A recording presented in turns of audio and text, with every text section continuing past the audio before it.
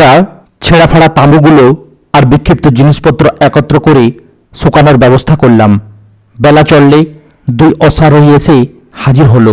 তারা আমাদের প্রত্যাশিত স্বর্ণমুদ্রা নিয়ে এলো। মুদ্রা ভর্তি থলে আমাদের পায়ের কাছে ছুঁড়ে মেরে বলল, এই দিনারগুলো নাও আর মেয়েটিকে আমাদের হাতে তুলে দাও। আমি থলেটি তুলে এক অশ্বারোহীর হাতে দিয়ে বললাম, তোমরা দিনার নিয়ে চলে যাও, আমি মেয়ে দিতে পারবো না। অপর আরোহী আরো দুটো দিনার আমার পায়ের দিকে ছুঁড়ে বলল, আরো চাইলে বলো, যা চাও তাই দেব, তবুও মেয়েটিকে আমাদের দিতেই হবে। কিন্তু মেয়েকে তাদের হাতে না দিয়ে ফিরিয়ে দিলাম। ও কার মেয়ে? মেয়েটি আমার ভাতিজি, এতিম।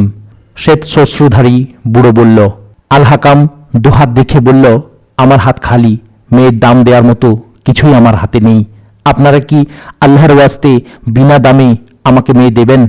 আমাদের সাথে তোমাকে থাকতে হবে। প্রতি রাতেই ডাকাতের আক্রমণাশঙ্কা থাকে। তুমি থাকলে পুরুষের সংখ্যা বাড়বে, পুরুষের সংখ্যা বেশি থাকলে ভয় কম থাকে। এই মেয়েটাকে যে কত লুকিয়ে ছাপিয়ে এ পর্যন্ত রেখেছি তা বলে শেষ করা যাবে না, ভারী গলায় বলল পক্ককেশি বুড়ো।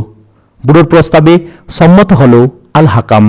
সেই মেয়েটির সাথে বিয়ে হয়ে গেল আল হাকামের। বেদুইন যাযাবরদের বিয়ে, কোনো আয়োজন প্রস্তুতি নেই। বড়দের সিদ্ধান্ত আর পাত্রের আগ্রহ এই যথেষ্ট। অধিকাংশ যাযাবর মেয়েদের সতীচ্ছেদ ঘটে বিয়ে ছাড়াই, হয়তো ডাকাতের হাতে, না হয় কোনো বেশি দামের ক্রেতার শয্যায়। বিবাহকালীন ধুমধাম আহার আয়োজনও ওদের সমাজে নেই। আমার জীবন ও স্বাধীনতার বিনিময়ে তোমাকে পেলাম। তোমাকে দাসী করার পথ বন্ধ করে নিজে গোলাম হয়ে গেলাম। প্রথম রাতেই স্ত্রীকে বলল আল হাকাম, আমি বন্দিদশায় থাকার মানুষ নই। তোমার প্রেমে দিওয়ানা হয়ে গেছি এ কথাও ঠিক নয়। তোমার চাচা তোমার আদি অন্ত সব কাহিনী আমাকে শুনিয়ে তোমাকে বিয়ে করে এখানে থাকতে প্রস্তাব করল। তাৎক্ষণিক তোমার ইজ্জত ও আকাঙ্ক্ষার প্রতি মমত্ববোধ আমাকে রাজি হতে বাধ্য করেছে। যদি কখনো আমি এখান থেকে চলে যেতে চাই, তুমি আমার সাথে যাবে। আমি আল্লাহর নামে আপনাকে স্বামী হিসেবে গ্রহণ করেছি। আমার জীবন মরণ আপনার হাতে। এরা আর আমাকে বন্দি করে রাখতে পারবে না। আপনাকে প্রথম দেখাতেই আমার মন বলছিল, এই লোক যদি আমাকে বিয়ে করতে চায় তাহলে তুমি গ্রহণ করতে পারো। শুনেছি এক শ্বেত শুভ্র শ্বশ্রুধারী লোক নাকি তোমাকে স্বপ্নে বলেছিল যে এমন এক সন্তান তুমি জন্ম দেবে যে পথ ভোলা মানুষকে আল্লাহর পথের দিশা দেবে। সে খিলখিলিয়ে হেসে উঠল, বলল, এটা আমার আকাঙ্ক্ষা ছিল। আকাঙ্ক্ষাটা এমনভাবে আমার মধ্যে শিকড় গেড়েছিল যে আমি নিজের কানে শুনতে পেতাম, তোমার কোলে এমন শিশু জন্ম নেবে যে সত্যের পথে এত খ্যাতি অর্জন করবে, পৃথিবীর মানুষ তাকে চিরকাল স্মরণ রাখবে। তুমি জানো না, হতদরিদ্র ঘরের সন্তানেরা মিথ্যা বিনাশী হয় না, পেট পূজারই হয়ে থাকে। এটা তোমার অলিক আকাঙ্ক্ষা। এই অসম্ভব কল্পনা ছেড়ে নিজে সত্য পথের উপর থাকো, এটাই যথেষ্ট। আমাদের সন্তান আমাদের মতোই যাযাবর হবে, নয়তো কোনো আমিরের ঘরে নোংরা কাজের চাকর হবে। আমি কি অবাস্তব কল্পনা করছি? আমার এই আকাঙ্ক্ষা কি অসম্ভব? যে আকাঙ্ক্ষা অবাস্তব তা কল্পনা হয়ে মানুষের মনে সুখ দেয়, বলল আল হাকাম। সেদিন আপনি আমার ভুল শুধরে দেওয়ার জন্য এসেছিলেন। আপনি আমাকে আয়াতের তর্জমায় বলেছিলেন, ইব্রাহিম আলাইসাল্লাম তার পিতাকে বলেছিলেন, আপনি কেন মূর্তি পূজা করেন যেগুলো কিছু শোনে না, বলতে পারে না, করতে পারে না? আপনি আমার সাথে আসুন, আমি আপনাকে সত্য পথ দেখাবো। সে কথাগুলো আমার হৃদয়ে গেঁথে গিয়েছিল। এরপর আমি কোরআন পড়তে বসলেই আমার কানে শুধু এ কথাই বাজে, তুমি এক ইব্রাহিমকে জন্ম দেবে। আমি রাতে নুরানি চেহারার এক সৌম্যকান্তিময় ব্যক্তিকে দেখেছি। তিনি আপনার মতোই আমার ভুল শুধরে সেই আয়াতটি পড়াচ্ছিলেন। তিনি বলছিলেন, সুন্দর ফুটফুটে অথচ নির্বোধ সন্তান হলে তুমি বেশি খুশি হবে, নাকি কদাকার কিন্তু বুদ্ধিমান সন্তান পেলে বেশি সুখী হবে? আমি সেই বুজুর্গ ব্যক্তিকে বলেছি, আমি ইব্রাহিমের মতো এমন সত্যের বাহক সন্তান চাই, যার পিতা বিপথে থাকলেও পিতাকে ত্যাগ করতে দ্বিধা করবে না। আর মেয়ে হলে যাতে এমন কদাকার হয় যে কোনো ডাকাতের দৃষ্টি ওর প্রতি না পড়ে, কেউ ওকে কিনে নিতে না চায়। তোমার মধ্যে তোমার গোত্রের রীতিনীতি বিরোধী স্বভাব কি করে এলো? যাযাবরদের মেয়েরা তো বিক্রি হতে অপছন্দ করে না। জানি না আমার মধ্যে কিভাবে এই আকাঙ্ক্ষা জন্ম নিল যে তুমি বিয়ে করে একজন পুরুষের স্ত্রী হিসেবে থাকবে। একথা আমাকে কেউ শিখিয়ে দেয়নি, আমার কল্পনাই আমার কানে বাজত। হৃদয়ের একথা শুনতে শুনতে আমার দৃঢ় বিশ্বাস হলো আমার আকাঙ্ক্ষা সফল হবে। তোমার অনাগত সন্তান বড় হয়ে বিখ্যাত হবে এমন অলীক কল্পনা মন থেকে দূর করো। এ স্বপ্ন তোমার মাথা খারাপ করে ফেলবে, বলল আল হাকাম। বংশধ্বংসের ভয় ও রাতের প্রচণ্ড ঝড় বৃষ্টি, আকাশের গর্জন কাকতালীয় ব্যাপার হতে পারে, কিন্তু দুই অশ্বারোহী দিনার ভর্তি থলে নিয়ে এসে ঠিকই কিশোরীর জন্য সাক্ষাৎ আপদ হিসেবেই আবির্ভূত হয়েছিল। আকস্মিক এই ঝড় বৃষ্টি, আকাশের গর্জন, অসহায় অবলা এক কিশোরীর সম্পর্ক থাকুক বা না থাকুক, কিশোরীর মান রক্ষায় এগুলো বেশ কাজ করেছে। আল হাকাম বাস্তববাদী মানুষ, সে এগুলোকে অলৌকিক কিছু মনে করেনি, ভিত্তিহীন ভাবেনি। তবে যে মানুষটি তাকে নাড়া দিয়েছে তা হলো এই কিশোরী সত্যিকার অর্থে পরিচ্ছন্ন ও সে এগুলোকে অলৌকিক কিছু মনে করেনি, ভিত্তিহীন ভাবেনি। তবে যে বিষয়টি তাকে নাড়া দিয়েছে তা হলো এই কিশোরী সত্যিকার অর্থে পরিচ্ছন্ন ও পবিত্র মনের অধিকারী। ওর দৈহিক রূপ লাবণের চেয়েও আত্মিক সৌন্দর্য অনেক বেশি। বিয়ে করে আল হাকামও যাযাবরদের সাথে মিশে গেল। কেটে গেল অনেক দিন। 2 বছরের মাথায় তাদের একটি ছেলে জন্ম নিল। আল হাকাম ছেলের নাম রাখল সুবক্তগিন। ছেলে ভূমিষ্ঠ হওয়ার পর তার স্ত্রীর স্বপ্ন আরও দৃঢ় হল। তার বিশ্বাস এই ছেলে বিখ্যাত হবে। আল হাকাম তার স্ত্রীর কথা শুনে সময় সময় হাসত। একদিন স্ত্রী আল হাকামকে জিজ্ঞেস করল, এই ছিন্নমূল যাযাবর জীবন কি এখন আর আপনার বিরক্তিকর লাগে না? আমার মধ্যে এই জীবন নিয়ে এখন আর কোনো অস্বস্তি নেই, কিন্তু আমার ছেলেকে আমি এই জঙ্গলি জীবন থেকে দূরে নিয়ে যাব। জীবন নিয়ে পালিয়ে বেড়ানো কি কোনো সভ্য মানুষের জীবন হতে পারে? বলল আল হাকাম। আমার বিশ্বাস ছিল এই আশাও এখন আমার পূর্ণ হবে যে আমার কোলের সন্তান লেখাপড়া শেখার মতো জায়গায় পৌঁছতে পারবে। অবশ্য আমি তোমার মতো দুনিয়ার কোথায় কি আছে জানি না, বলল হাকামের স্ত্রী। কোনো আমির শরিক লোকের ঘরে মজদুরি তো মিলতেই পারে। খোদার জগৎ তো আর ছোট্ট নয়। যে আল্লাহ আমাকে বাচ্চা দিয়েছেন তিনি তার রিজিকের ব্যবস্থা করেই রেখেছেন, বলল আল হাকাম। লুকিয়ে ছাপিয়ে আমাদের এখান থেকে পালাতে হবে, বলল আল হাকামের স্ত্রী। এই গোত্রের লোকেরা তোমাকে এমনিতে যেতে দেবে না, কারণ তুমি টাকা ছাড়াই বিয়ে করেছ। এর বিনিময়ে তোমাকে পেয়ে ওদের শক্তি বেড়েছিল অনেক। আমি তোমাকে একটা ফন্দির কথা বলি, আগামীকাল আমরা লাকড়ি কুড়াতে বের হয়ে আর ফিরে আসব না। স্ত্রীর কথা মতো পরদিন তারা গোত্রের অন্যদের মতো কাঠ কুড়ানোর কথা বলে ছেলেকে সাথে নিয়ে পালিয়ে যাওয়ার সিদ্ধান্ত নিল। ছেলের বয়স তখন 6 মাস মাত্র। দুপুর গড়িয়ে গেল, তখনও তাদের তাঁবুতে ফেরার নাম নেই। বুড়োদের সন্দেহ হলো। শক্ত সামর্থ্য 2 ব্যক্তি ঘোড়া নিয়ে বেরিয়ে পড়ল ওদের খোঁজে। বুড়োদের সন্দেহ ছিল বিবিধ। আল হাকামের পালিয়ে যাওয়ার আশঙ্কা তো ছিলই, তার চেয়ে বেশি ছিল সুন্দরী ওই যুবতী অপহরণের শিকার হওয়ার। তারা আশঙ্কা করছিল না জানি কোনো ডাকাতের পাল্লায় পড়ল কিনা ওরা। দৈবাত এক পথিক সন্ধানী অশ্বারোহীদের বলল, এক যুবককে সুন্দরী যুবতী ও একটি শিশুকে নিয়ে সে নদীর দিকে যেতে দেখেছে। সন্ধানকারীরা পথিকের কথা মতো ওদিকেই ঘোড়া হাঁকিয়ে দিল। তাদের সন্দেহ ছিল আল হাকাম হয়তো তাদের মেয়েটিকে নিয়ে অন্য কোথাও চলে যাওয়ার চেষ্টা করছে। আল হাকাম ও তার স্ত্রী হেঁটে যাচ্ছিল। পথ ছিল অসমতল, এবড়ো খেবড়ো। তারা যে পথে যাচ্ছিল তার পাশেই ছিল নদী। হঠাৎ পিছন থেকে ঘোড়ার আওয়াজ শোনা গেল। পিছন ফিরে দেখল 2 অশ্বারোহী তাদের দিকেই ধেয়ে আসছে। একটু অগ্রসর হলেই আল হাকাম তাদের চিনে ফেলল। আরোহীরা খাপ থেকে তরবারি বের করে আক্রমণোদ্যত হয়ে অগ্রসর হচ্ছিল। আল হাকাম নিরস্ত ছিল। এটা ছিল আল হাকামের মারাত্মক ভুল যে সে কোনো অস্ত্র সাথে রাখেনি। সে কিংকর্তব্য বিমূঢ় হতাশার দৃষ্টিতে স্ত্রীর দিকে তাকিয়ে থাকল। নদীতে ঝাঁপিয়ে পড়ো, বলল তার স্ত্রী। অনেক গভীর তীব্র স্রোত, ওরা তো ঘোড়া নিয়ে নদীতে ঝাঁপ দেবে, বলল আল হাকাম। আমি তোমাকে বলছি তুমি নদীতে ঝাঁপ দাও, বাচ্চাকে তুমি বাঁচাও, ওকে ছাড়া আমি সাঁতরাতে পারবো। স্ত্রী কথাগুলো এমন দৃঢ় প্রত্যয়ের সুরে বলল যেন সে আল্লাহর নির্দেশে বলছে। বেশি কিছু চিন্তাভাবনার অবকাশ ছিল না। আল হাকাম স্ত্রীর কোল থেকে সুবক্তগিনকে নিয়ে এক হাতে ওকে ধরে নদীতে ঝাঁপ দিল, এক হাতে সাঁতরাচ্ছিল আল হাকাম। স্ত্রীও তার সাথে সাথেই সাঁতরে ওর পাশাপাশি থাকতে চেষ্টা করছিল। নদী ওই দিকেই প্রবাহিত হচ্ছিল যেদিকে যাত্রা করেছিল তারা।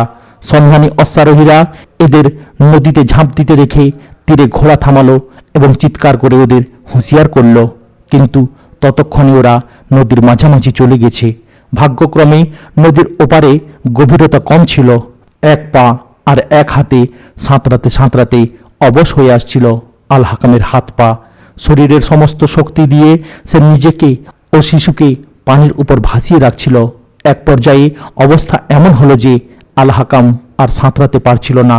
তার পা সোজা পানির তলদেশে তলিয়ে যাচ্ছিল, কিন্তু সে প্রাণপণ বাচ্চাকে ঊর্ধ্বে তুলে রাখতে শরীরের শেষ শক্তিটুকু প্রয়োগ করলেও বাচ্চা আর নিজের জীবনের আশঙ্কা দেখা দিল। প্রায় তলিয়ে যাওয়ার উপক্রম হলো আল হাকামের।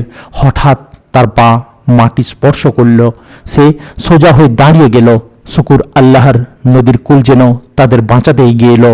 গলা পানিতে দাঁড়িয়ে স্ত্রীকে দেখল সে এখনো অনেক দূরে তলিয়ে যাচ্ছে, আবার হাত পা ছুঁড়ে এগুতে চাচ্ছে।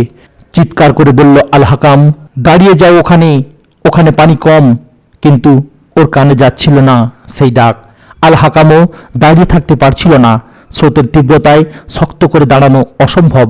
আল হাকাম তবুও আগালো স্ত্রীর দিকে, ধরে ফেলল ওর চুলে, টান দিয়ে সোজা করতেই স্ত্রীর পা মাটি স্পর্শ করল। সেও দাঁড়ালো, স্বপ্নে দেখার মতো তাকালো বাচ্চা ও হাকামের দিকে, যেন মরতে মরতে বেঁচে গেল। মুখে কোনো কথা উচ্চারণ করা সম্ভব হলো না। নদীর এপারে এসে গেছে তারা। এখন আর পাকড়াও হবার ভয় নেই। পানি থেকে তীরে এসে হাত পা ছড়িয়ে বসে পড়ল স্ত্রী।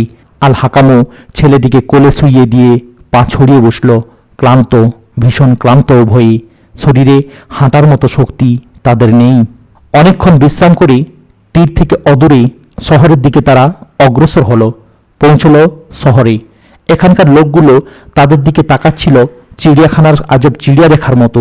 বেশভূষায় এরা এ শহরে নবাগত, তাই দেখছিল সবাই। অনুন্নত কাপড়ে আচ্ছাদিত আল হাকামের স্ত্রী, তার রূপই ছিল এদের দৃষ্টি কাড়ার বড় কারণ। স্বামী স্ত্রী হাঁটছিল লক্ষ্যহীন গন্তব্যে। গলির যুবক পুরুষেরা রূপসী এই যুবতী ও শিশুসহ আল হাকামের দিকে তাকিয়ে ঈর্ষান্বিত হচ্ছিল ক্ষণিকেই। চোখ ফেরাতে পারছিল না আল হাকামের স্ত্রী থেকে অনেক কামুক পুরুষ। আল হাকামের স্ত্রীর সৌন্দর্য তাৎক্ষণিক তাদের ফায়দা দিল। এক ধনাঢ্য ব্যক্তির আস্তাবলের নকরি পেয়ে গেল আল হাকাম। আস্তাবলের পাশেই একটি ঝুপড়িতে থাকতে দিল তাদের। স্ত্রী ঝুপড়িতেই কোলের ছেলে নিয়ে সংসারের গোড়াপত্তন করল। বেশি দিন আর এই ঝুপড়িতে থাকা হলো না হাকাম পত্নীর।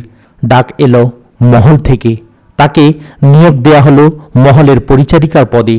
পরদিন যখন আমিরের মহলে হাকামের স্ত্রী কাজের জন্য উপস্থিত হলো, তাকে এগিয়ে এসে নিয়ে গেল এক বয়স্কা মহিলা। মহিলা তাকে গোসল করালো এবং খুব দামি চড়িদার শাহী জামা পরিয়ে দিল। জামার নকশাই বলে দেয় এটা মামুলি পরিধেয় বস্ত্র নয়।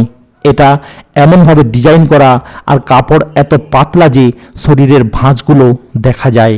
হাতে বাজু, গলা, বুকের অর্ধাংশ খোলা থাকে। হাকাম পত্নীর এসব কাপড় পরতে ভালো লাগছিল না। যাযাবর হলেও শরীর ঢেকে রাখতে অভ্যস্ত ছিল হাকামের স্ত্রী। মহিলাটা তাকে বোঝালো, আমাদের মালিক নোংরামি পছন্দ করেন না। তিনি পরিপাটি দেখতে অভ্যস্ত। এগুলোতে সেজে থাকলে তোমাকে দেখে খুশি হবেন। কাপড় গায়ে জড়িয়ে তাকে একটি আরসির সামনে নেওয়া হলো। আরসিতে নিজের প্রতিবিম্ব দেখে নিজেই নিজের সৌন্দর্যে মুগ্ধ হয়ে গেল। নিজেকে শাহজাদি মনে হতে লাগলো। তার চুল আঁচড়ে দেয়া হলো, ছড়িয়ে দেয়া হলো পিঠের উপর। মহিলা তার সারা শরীরে মন মাতানো সুগন্ধি ছিটিয়ে দিল। নতুন এই সাজে আল হাকামের স্ত্রীকে পরীর মতো মনে হচ্ছিল। দেরি না করে মহিলা তাকে নিয়ে গেল মনিবের সামনে। বিশাল এক সুসজ্জিত ঘর। মেঝেতে এমন কার্পেট সাজানো ঘর ঝলমলে আলো দেখেনি জীবনে যাযাবর যুবতী। আমির উমারার জীবন জীবিকার গল্পেই যা শুনেছে। আল হাকামের স্ত্রীকে দেখে আমিরের দৃষ্টি ওর শরীরেই আটকে রইল। ভূতে পাওয়ার মতো ওর দিকে তাকিয়ে রইল কিছুক্ষণ। জলজল করে উঠল তার চোখ। নেশাগ্রস্তের মতো কণ্ঠে মহিলাকে বলল, তুমি যাও। মহিলা চলে গেল। আমির আল হাকামের স্ত্রীকে কাছে ডাকল। বসতে বলল, কিন্তু যুবতী বসল না। আমির দাঁড়িয়ে তার দুই বাজু ধরে নিজের দিকে আকর্ষণ করল, কিন্তু যুবতী মোচড় দিয়ে দূরে সরে গেল। তার বুঝতে বাকি রইল না পরিচারিকার কাজের কথা বলে আসলে তাকে কেন আমিরের কাছে নিয়ে আসা হয়েছে। শুনেছি তুমি যাযাবর মেয়ে, এখন তো দেখছি তুমি নিজেকে শাহজাদি মনে করছো। দেখো, আমি তোমার উপর কোনো হুকুম চালাবো না, তোমাকে উপযুক্ত এনাম দিব, আমার হেরেমে শাহজাদি হয়ে থাকবে। একথা শুনে যুবতী দরজার কাছে সরে গেল। আমিরের চেহারা আগুনের মতো লাল হয়ে উঠল। আমি সোনার দিনার ভর্তি থলিতে লাথি মেরে এখানে ফেরার হয়েছি, নিজেকে নিলামে বিক্রি করতে ইচ্ছুক নই। তা না হলে বিয়ে করে স্বামী নিয়ে নদী সাঁতরে কেন পালিয়ে এসেছি নিজের গোত্র ছেড়ে? আমার স্বামীকে তোমার 10 মেয়ে দিলেও আমি তোমার কাছে যেতে পারবো না। স্বামী থেকে হাত ধুয়ে ফেলো লড়কি, বাচ্চার মমত্বও ভুলে যাও। এসো, আমার কাছে এসো। তুফানের মতো দ্রুত ঘর থেকে বেরিয়ে এলো হাকামের স্ত্রী। সোজা চলে গেল সেই ঘরে যেখানে ওর পরিধেয় কাপড়গুলো ফেলে এসেছিল। রাগে গর্জে উঠল আমির, ডাকল বয়স্ক মহিলাকে। দৌড়ে এলো বয়স্কা মহিলা আর এক সেবিকা এবং হেরেমের 2 নারী। তারা মনিবের রাগত চেহারা দেখে হতভম্ব। হারামজাদি, শর্মালে ভিন্ন কথা ছিল, কিন্তু ও আমাকে অপমান করে বেরিয়ে গেল। আমরা ওকে চুল ধরে নিয়ে আসছি, বলল এক খাদেমা। না, এই যাযাবর ভিখারিনীকে আমি এমন কঠিন শাস্তি দেব যা দৃষ্টান্ত হয়ে থাকবে বহুদিন। আমির 2 জন বিশেষ প্রহরীকে ডেকে বলল, আমার আস্তাবলের পাশের ঝুপড়িতে যে হতভাগা থাকে ওকে আজ রাতে হত্যা করে ওর স্ত্রীকে আমার কাছে নিয়ে আসবে আর ওদের কোলের বাচ্চাটিকে বিক্রি করে দেবে। হেরেমের মেয়েরা পরস্পর চোখাচোখি করল। নির্ভয়ী নির্বিকার মনিব ক্ষোভে জ্বলছে। কোনো শাহজাদি হলে না হয় এমন দেমাগ সহ্য করা যেত, হতভাগী এক যাযাবর ভিখারিনীর এত স্পর্ধা। যাও, সবাই এখান থেকে চলে যাও। গভীর রাতে হাকামকে হত্যা করে তার স্ত্রীকে অপহরণ করার চক্রান্ত করা হলো। বেলা অস্ত যাওয়ার পর আল হাকাম তার ঝুপড়িতে এলো। স্ত্রী নিজের কাপড়েই আমিরের রক্ষিতা যে পোশাক তাকে পরিয়েছিল তা খুলে ছুঁড়ে ফেলে এসেছিল। সে ভাবছিল আজকে তার উপর দিয়ে বয়ে যাওয়া চক্রান্তের কথা তার স্বামীকে বলবে কিনা, কিন্তু এই সিদ্ধান্ত সে নিয়ে ফেলেছে আর এক মুহূর্তও এখানে থাকবে না। স্বামীকে নানাভাবে সে এখানে না থাকার বিষয়টি বোঝাতে পেরেছিল, কিন্তু ঘুণাক্ষরেও তার এই ব্যাপারটি জানা ছিল না যে আজই সে স্বামীকে জীবিত দেখছে। তার কলিজার টুকরো সন্তানকে তার কাছ থেকে ছিনিয়ে নেয়ার চক্রান্ত করা হয়েছে। তার ইজ্জত সম্ভ্রম লুটে নেয়ার ষড়যন্ত্র পাকা হয়ে গেছে। সে স্বামীর সাথে যাবতীয় কথা শেষ করে তার সামনে খানা পরিবেশন করল। ঠিক এ সময় ঝুপড়িতে এক অপরিচিতা মহিলা প্রবেশ করল। সে প্রবেশ করেই ঝুপড়ির দরজা বন্ধ করে দিল এবং বলল, তাড়াতাড়ি খানা শেষ করে ছেলে এবং স্ত্রীকে নিয়ে এখনই শহর ছেড়ে পালিয়ে যাও, কোথাও দাঁড়াবে না। এই মহিলা ছিল আমিরের বিশেষ আস্থাভাজন 2 রক্ষিতার একজন। সে আমিরের চিৎকার শুনে খাস কামরার প্রবেশ করে আল হাকামকে হত্যা ও তার স্ত্রীকে অপহরণের চক্রান্ত শুনে ফেলেছিল। সে আল হাকামের স্ত্রীকে এক ঝলক দেখেও ছিল। নিষ্পাপ এই মেয়েটির সম্ভ্রম ও তার নিরপরাধ স্বামী সন্তানের জীবন বাঁচানোর সিদ্ধান্ত নিল। সে আরও একজনকে সাথে নিল। নিজেদের দুরন্ত স্বপ্নময় কৈশোরের কথা মনে পড়ল ওদের। তাদেরও স্বপ্ন ছিল বিয়ে করে স্বামী সংসার নিয়ে সুখের ঘর বাঁধবে, কিন্তু টাকার বিনিময়ে এই লম্পট আমির তাদেরকে 4 দেয়ালের ভেতর যৌন দাসীতে পরিণত করেছিল। নিজেদের রূপ যৌবন ও তারুণ্যের বিনিময়ে ওরা ভোগ করছিল বিলাসী জীবন। বিলাস উপকরণ ও ভোগ্যপণ্যের অভাব নেই এখানে। আমিরের হেরেমে ওরা 2 জন নিজেদের ধূর্তামি, চাতুরিপনা ও কূটকৌশলে আমিরের নষ্ট জগৎকে আরও সমৃদ্ধ করেছিল। নিজেদের প্রতিষ্ঠা করেছিল আমিরের ঘনিষ্ঠজন ও আস্থাভাজন রূপে। নিজেদের ধর্মীয় জীবন ও নারীত্বকে বিলিয়ে দিয়েছে এরা। হেরেমের চক্রান্ত আর কূটচালে ওরা সিদ্ধহস্ত। স্বয়ং আমির ছিল ওদের হাতের পুতুল, কিন্তু নারীত্বের ঐশ্বরিক চেতনা আর স্বামীর সংসার নিয়ে সুখময় জীবনের স্বপ্নটা যে মাঝে মধ্যে তাদের কাঁদাতো তা নয়। মানুষের সহজাত পবিত্র সত্তাকে কখনো ছাইচাপা দিয়ে রাখা যায় না। ওরা যখন দেখল যে একটি নিরপরাধ যুবতী, দুগ্ধপোষ্য নিষ্পাপ সন্তান ও বিদেশ বিভূঁইয়ের অসহায় গরিব এক সৎপুরুষ এক লম্পট আমিরের লাম্পট্যের শিকারে খুন হতে চলছে, তখন তাদের মধ্যে নিজেদের স্বপ্নময় যৌবনকে পঙ্কিলতায় ডুবিয়ে দেওয়ার প্রতিশোধের আগুন জ্বলে উঠল। কিন্তু প্রতিশোধের ব্যবস্থা করতে না পারলেও তারা দৃঢ় সংকল্পবদ্ধ হল এদের জীবন বাঁচাবেই। আল্লাহ তাআলা রহমতের ছায়া বিস্তার করে আল হাকামের স্ত্রীকে সকল কলঙ্ক থেকে পবিত্র রেখেছিলেন। হাজারো বিপদের পরও এই যাযাবর মেয়েটির চরিত্রে সামান্যতম পাপের আঁচড় পড়তে পারেনি। নিজেরা আকণ্ঠ পাপে ডুবে থেকেও এই দুই মহিলাকে আল্লাহ তাআলা আল হাকামের স্ত্রীর সম্ভ্রম রক্ষায় উসিলা বানিয়ে দিলেন। হয়তো এটা ছিল আল হাকামের স্ত্রীর পবিত্রতার পুরস্কার। আমার পক্ষে বেশিক্ষণ এখানে থাকা সম্ভব নয়, আর এর চেয়ে বেশি কিছু বলাও সম্ভব নয়। তুমি এখান থেকে তাড়াতাড়ি পালিয়ে যাও, এটাই আমার প্রত্যাশা। এই বলে মহিলা বেরিয়ে গেল। ঘটনার আকস্মিকতায় বিস্ময়াবিষ্ট নেত্রে স্ত্রীর প্রতি তাকালো আল হাকাম। দিনের বেলায় আমিরের বাড়িতে যা ঘটেছিল স্বামীকে বলল হাকামের স্ত্রী। চিন্তায় পড়ে গেল হাকাম, কি করবে বুঝে উঠতে পারছে না। স্ত্রী তাকে তাড়া দিল, ওঠো, আগে এখান থেকে আমরা বেরিয়ে পড়ি। কিন্তু আল হাকামের মধ্যে পালানোর তাড়া নেই। সে বলল, এই মেয়ে লোকটি মনে হয় আমির বাড়ির সেবিকা। কেন সে আমাদের এখনই চলে যেতে বলল? আমি আমিরের সাথে দেখা করব। কিন্তু স্ত্রী তাকে সাথে নিয়ে ঝুপড়ি ছেড়ে এক্ষুনি বেরিয়ে পড়তে জিদ ধরল। বলল, এখানে আর এক মুহূর্ত থাকাও নিরাপদ নয়। যে ঘাতককে নির্দেশ করা হয়েছিল আল হাকামকে খুন আর স্ত্রীকে অপহরণ করতে, তারা তখন মদের হাড়ি নিয়ে বেহিসেবে গিলছে। তাদের হাতে উন্নত হাতিয়ার। ছিন্নমূল এক হতদরিদ্রকে খুন করে তার স্ত্রীকে তুলে নিয়ে আসা এদের জন্যে মামুলি ব্যাপার। সন্ধ্যার আগেই তারা ঝুপড়িটা ভালো করে পরখ করে এসেছিল। কোনো বাধা বিপত্তি, আইন কানুনের ভয় ছিল না তাদের মধ্যে। তারা এই ভেবে উৎফুল্ল ছিল যে একটা পুরস্কার পাওয়ার সুযোগ হয়েছে। এরা মদপান শেষ করে আল হাকামের ঝুপড়ির দিকে রওনা হলো। ঠাট্টা বিদ্রুপ, আনন্দ উল্লাস করে তারা আল হাকামের ঝুপড়ির কাছে গেল। ঝুপড়ির দরজা বন্ধ ছিল। একজন অপরজনকে বলল, তুমি মহিলাকে ধরে ফেলবে আর আমি মরদটাকে সাইজ করব। বন্ধ দরজা ধাক্কা দিতেই খুলে গেল।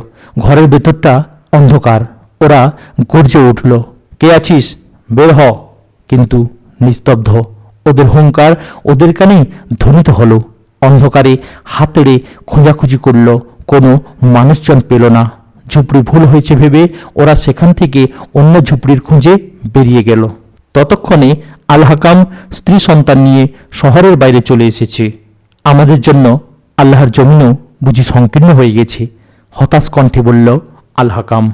অধৈর্য হইও না সুবুক্তগিনের বাপ, তুমি আমার কথা বিশ্বাস করো আর না করো, কিন্তু আমার দৃঢ় বিশ্বাস আমরা এমন কোনো পাপ তো করিনি যে জন্যে আমাদের কঠিন শাস্তি ভোগ করতে হবে।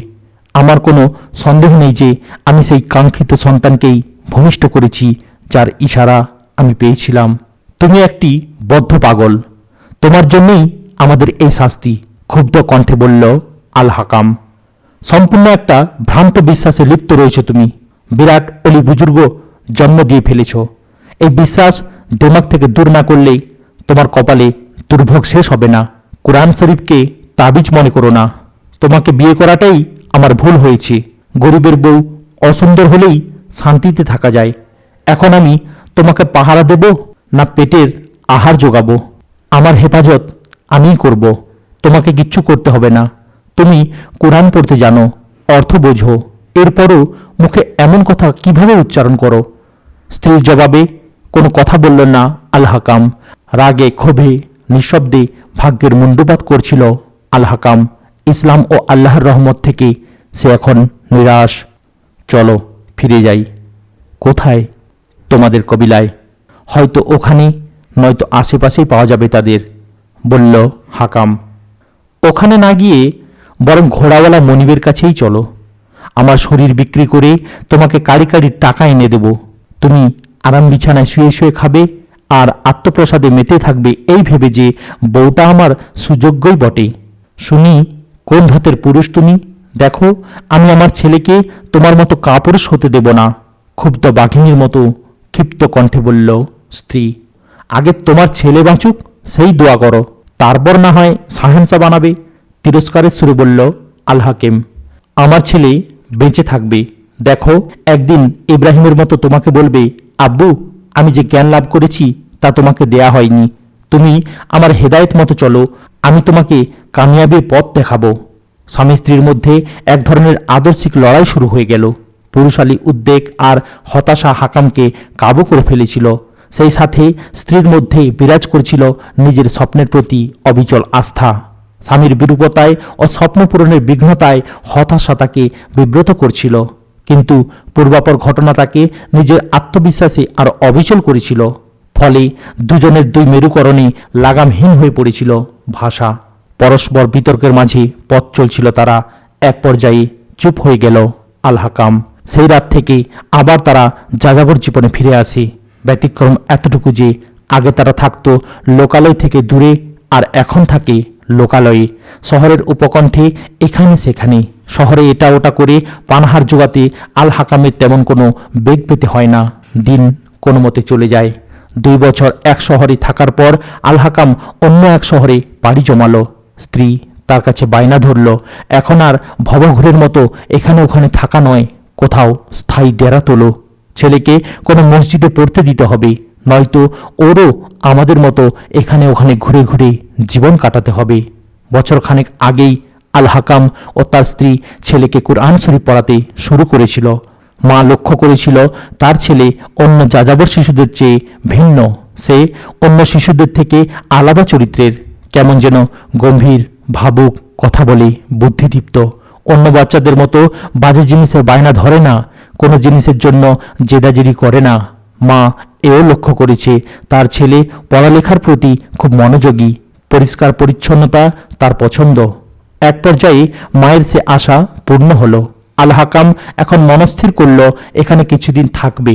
ছেলেকে নিয়ে মসজিদের ইমাম সাহেবের নিকট গেলে ইমাম সাহেব ছেলেকে মক্তবে ভর্তি করে নিলেন। ছেলেকে ইমাম সাহেব ছাত্র হিসাবে গ্রহণ করায় আল হাকাম ও তার স্ত্রী ইমাম সাহেবের যথাসাধ্য সেবা যত্ন করতে লাগলো। প্রথম দিনের সবকে এই ইমাম সাহেব বুঝতে পারলেন এই ছেলে অন্য 10টি ছেলের চেয়ে ভিন্ন। একেবারে প্রাথমিক স্তরের পড়া সে বাবা মায়ের কাছেই শিখে ফেলেছিল। সাধারণত 5-6 বছরের শিশুদের যে ধরনের জ্ঞান থাকে, এ ছেলে তার চেয়েও অনেক বেশি মেধা ও প্রজ্ঞা তিনি দেখতে পেলেন। তাকে 2য় শ্রেণীতে বসিয়ে দিলেন। সেখানেও সে অন্যদের তুলনায় এমন কৃতিত্ব দেখালো যে ইমাম সাহেব ভাবলেন এ বাচ্চা অসাধারণ, অনন্য। এখানে শিশু সুবক্তগিন প্রায় 4 বছর লেখাপড়া করল। সুবক্তগিনের বয়স এখন 10-11। এর মধ্যে সে কুরআন শরীফ তর্জমা ও তাফসির সহ পড়ে ফেলেছে। বেশ কটি হাদিসের কিতাবও সে ইমাম সাহেবের বিশেষ তত্ত্বাবধানে এরই মধ্যে পড়ে নিয়েছে। সুবক্তগিনের জ্ঞান পিপাসা উস্তাদের জ্ঞান পরিধিকেও ছাড়িয়ে যেতে চায়। উস্তাদের কাছে সে এমন এমন জটিল সমস্যা তুলে ধরে যেগুলোর সমাধানে উস্তাদেরও হিমশিম খেতে হয়। এমন এমন জ্ঞানগর্ভ প্রশ্ন করে যা তাকে পেরেশান করে তোলে। উস্তাদ বুঝতে পারলেন এর জ্ঞান পিপাসা মেটানোর জন্য একে নিজের কাছে না রেখে বড় জ্ঞানের নিকট কিংবা বড় প্রতিষ্ঠানে পাঠানো দরকার। সুবক্তগিন একদিন উস্তাদকে প্রশ্ন করে, উস্তাদজি, আমল ছাড়া এলম কি পূর্ণতা পায়?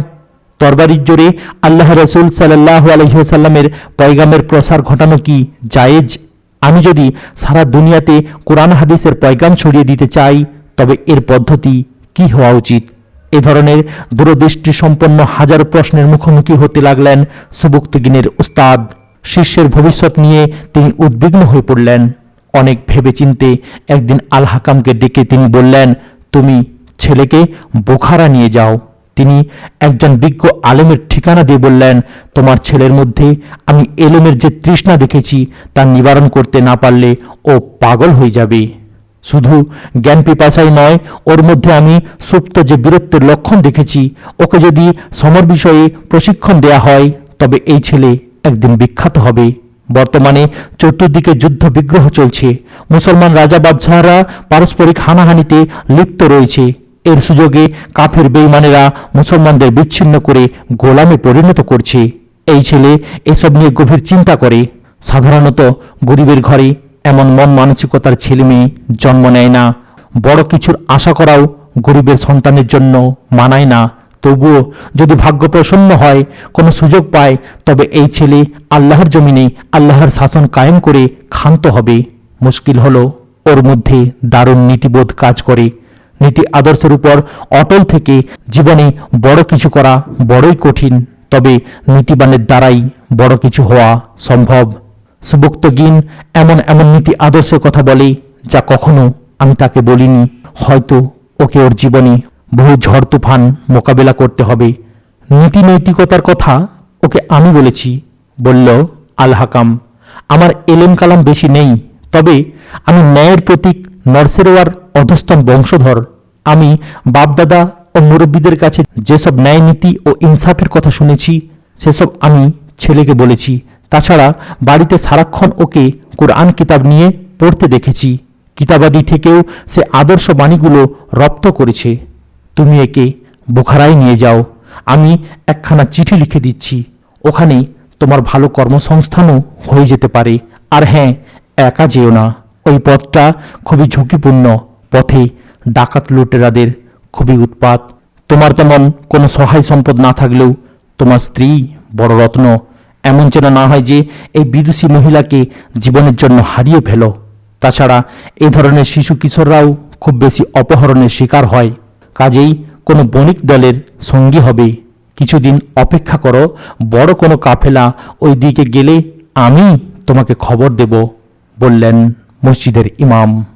আজ এখানে সমাপ্ত করলাম। কাহিনীর পরবর্তী অংশ দেখার জন্য চ্যানেলটিকে সাবস্ক্রাইব করুন, লাইক, কমেন্ট এবং শেয়ার করতেও ভুলবেন না। আসসালামু আলাইকুম ওয়া রাহমাতুল্লাহি ওয়া বারাকাতুহু।